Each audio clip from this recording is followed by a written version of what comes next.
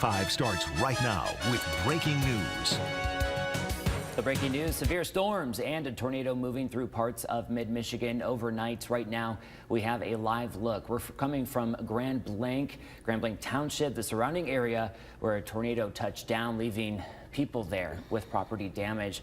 We're also tracking some power outages and much more. But thanks for joining us on this Wednesday morning. I'm Blake Keller. And I'm Sierra Cersei. So we will have live coverage from multiple areas all throughout mid-Michigan, specifically in the Grand Blanc area, in just a couple of minutes. But first, let's go ahead and jump straight into your first alert forecast. First alert meteorologist Matthew Mondro is here with an update. Matthew, tell us, have things calmed down a bit now? Things have certainly calmed down a little bit compared to where we were at earlier this morning with that tornado that moved through Grand Blanc. I just want to give you the first alert again that the active severe weather threat is now over here in mid-Michigan. If anything, conditions just turned colder and actually a little bit more winter-like as we go through today. There's a look at your first alert pinpoint Doppler. Again, just a few scattered light rain showers that are moving through the northern thumb right now. But I do want to bring to your attention here in Grand Blanc a couple of areas that are blocked off nearly the entirety of Dort Highway. This is right around the GM plant there in Grand Blanc. So right around Reed Road, Porter Road, Gibson Road, also Grand Blanc Road. You'll want to avoid that this morning. We have a report of a natural gas leak right in downtown Grand Blanc. It's at Saginaw Street,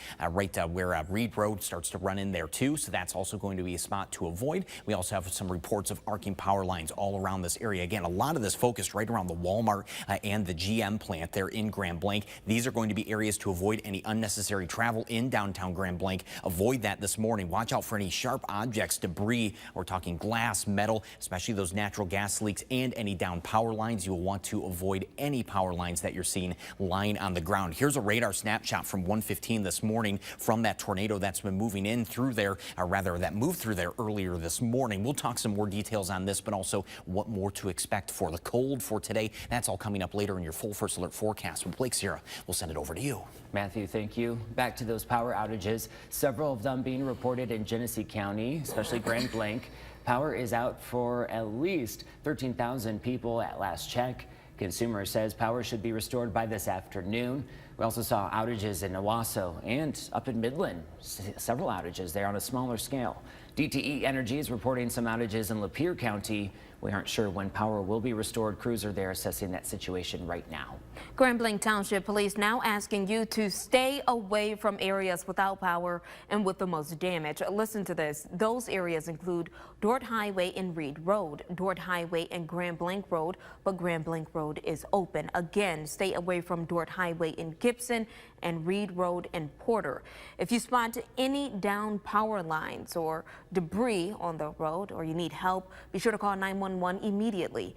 Emergency Services is currently working to get everyone who are impacted by this tornado. Yeah, and like Matthew's saying, the storm and tornado quickly developing overnight and now leaves Grand Blanc and the surrounding area to deal with all of the aftermath. So right now we are getting a first look at some of that damage this morning. TV5's Lauren Piesco is in Grand Blanc right now to show us what she's seeing. Good morning, Lauren. Good morning. We are live in Grand Blanc where many residents woke up to amber alerts and tornado sirens this morning. Quite a scary morning for many. We are live at the intersection of Dort and Gibson, and along Dort Highway here it is closed off. There is a lot of heavy damage, tornado damage. We've received reports of downed power lines along this road and even a warehouse ripped apart. There is a lot of debris across the road as well that could take several days to clean up. There's also an active gas leak in this area as well as downtown Saginaw on Reed Road and Saginaw Street. At least 6 homes were evacuated in downtown. As of 4 a.m. we were told. Reminder, if you are told to evacuate your home due to a gas leak, you're going to want to keep your doors and windows open and go to the designated emergency gathering spot. You can check your local fire department or police station on Facebook, Genesee County 911 for more updates. Stay with us all morning long. We'll have active storm coverage from officials and just everything you need to know in Grand Blanc.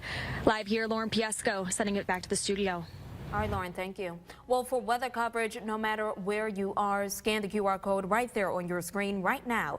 Download our First Alert Weather app so you can stay up to date, and you can also find it in the App Store or on Google Play. You can catch with weather as soon as it's happening and get live updates. Well, former President Donald Trump is projected to win the Michigan primary over former UN Ambassador Nikki Haley, though she is still vowing to stay in the race through next week's Super Tuesday. And President Biden is projected the projected winner for Democrats, although activists in Michigan are also claiming victory in their push for a protest vote. Jared Hill has more. Another victory lap for President Biden and former President Trump, projected to win their Michigan primaries, putting us one step closer to a rematch in November. I think we have a presumptive nominee. On social media, Trump simply posted, "Thank you, Michigan," after picking up a fifth primary victory over his former UN ambassador, Nikki Haley. At an earlier campaign event in Colorado, Haley's supporters urged her not to drop out. All right, y'all, I'm still standing here. On the Democrat side, President Biden faced a key test from those who oppose his handling of Israel's war on Hamas in Gaza. Despite the landslide win, some activists in Michigan, home of the largest Arab American population in the U.S., are claiming a victory of their own. The campaign pushing past its goal of 10,000 voting uncommitted in protest. This is the only way we can raise the flag to Democrats that you are going to lose unless you call for an ultimate ceasefire. Earlier this week, the president said the U.S. and other nations are brokering a deal to pause fighting during the Muslim holy month of Ramadan in exchange for hostages. We're close. It's not done yet. And my hope is by next Monday, we'll have a ceasefire. While President Biden thanked the people of Michigan for exercising their right to vote in a statement last night and called attention to the United Auto Workers and abortion rights, he did not mention the war. Jared Hill, CBS News. Tomorrow, President Biden and former President Trump expected to pivot their focus to immigration with dueling trips to the southern border over in Texas. The Republicans have a handful of caucuses and primaries coming up in several states before next week's big Super Tuesday contest. But we are also getting other results on several proposals you voted on at the ballot. The Freeland Community School District Sinking Fund looking like it won't pass. Right now, 61% voting against it, with 39% for it. Of course, these results are not official just yet. We're still waiting on results in Saginaw County's Tittabawassee Township, where voters were asked to renew and increase taxes for police and fire services for the next 10 years. This is separate from a 10-year millage proposal to buy and maintain fire vehicles and equipment. We're still waiting on the results for the 11-year millage renewal for Saginaw Township community schools. The millage last approved in 2012 and generates just under $10 million a year. Taking you to an update this morning, Beaver Township Fire Chief Tim Tomczak now shedding some light on a ballot proposal. It was an unfortunate mistake. A 5-year proposal to pay for fire protection did not comply with state law. It sought to renew a 0.75 mils, an increase for the same amount. And since the increase is greater than half a mil, it should have been a proposal of its own as a separate ballot issue. We had a great resident that brought it to our attention. We got back with the attorney. The attorney re-looked it over, found out he made a mistake. A corrected question will be on the August 6th ballot.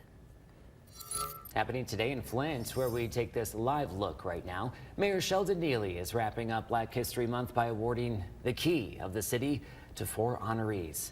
The ceremony is during the African American History Program and Awards event. It's a free celebration that is open to the public, honoring those 4 honorees' achievements, leadership, and community engagement. It starts at 1 at the Burston Fieldhouse. Checking out potential careers in construction at an event called Build Like a Girl. The target audience, girls in grades 5 through 12. The goal is showing girls they can break into the male-dominated construction industry. Usually young girls don't really look at it as a job opportunity, so we really want to show them the importance of getting involved, and this is one way that we can do that with this event. Build Like a Girl was at the Great Hall Banquet and Convention Center over in Midland. All right, good morning. TV5 News time is 5:08. Just one day to go until Bay City Fireworks tickets go on sale. We'll tell you what's new this year. Severe weather not just impacting mid-Michigan, where we're seeing more weather-related damage in the U.S. Let's go ahead and have this live look over I-69 this morning. Not looking too bad, but if you are heading out, take your time. We have some damp roads. We have some debris in certain areas. Right now, we're taking a live look in mid-Michigan. Not sure where this is yet, but we'll be right back with more information on that tornado that hit in Grand Blanc Township next.